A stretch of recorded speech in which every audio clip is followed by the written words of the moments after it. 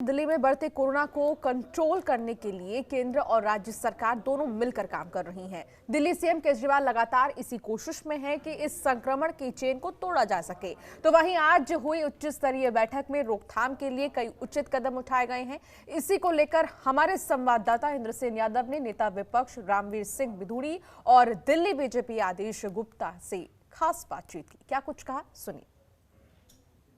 BJP नेता और दिल्ली विधानसभा में नेता प्रतिपक्ष रामवीर सिंह बिधूड़ी जी इस वक्त हमारे साथ हैं। कोरोना को लेकर सर्वदलीय बैठक बुलाई गई थी, क्या कुछ बैठक में हुआ और क्या आप लोगों ने अपनी क्या बातें रखी? देखिए भाई, हमने उनको कहा है कि दिल्ली में जो कोरोना की स्थिति है वो बहुत खराब है, व्यवस्था बहुत खराब है। देश के किसी अन्य राज्य में इतनी स्थिति खराब नहीं है और उसके लिए हमने उनको कहा कि सरकार को कोरोना महामारी को रोकने के लिए जो उपाय करने चाहिए थे उसमें सरकार पूरी तरह से विफल रही है और इस कोरोना महामारी में जो बढ़ोतरी हो रही है उसमें जो दिल्ली में जो बढ़ता हुआ प्रदूषण है वो भी एक कारण है।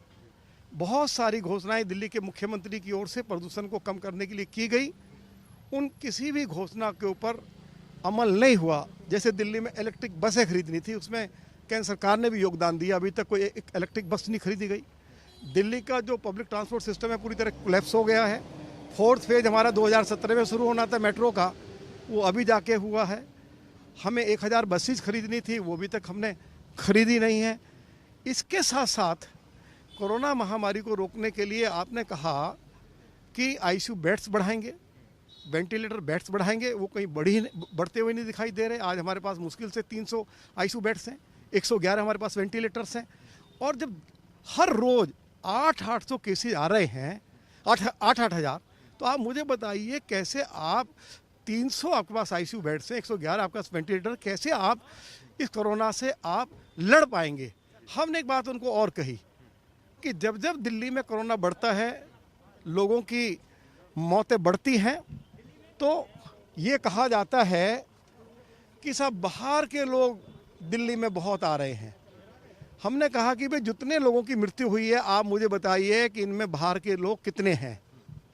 7-8 हज़ार लोगों की मृत्यु हुई है कोरोना से, बताइए हमें एक केस बताइए जो दिल्ली से बाहर का हो।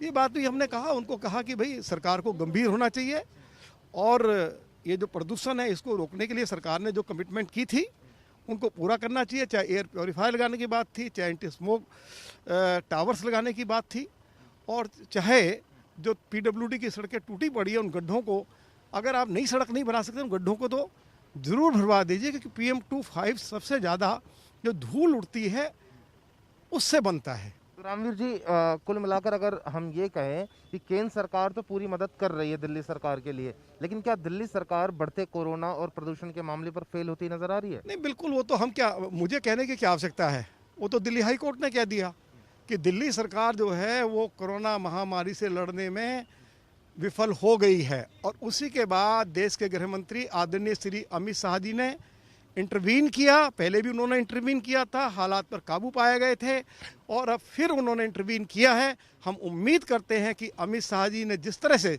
दिल्ली की कमान अपने हाथ में ली है, जल्दी से जल्दी इस महामारी पर काबू पाया जा सकेगा।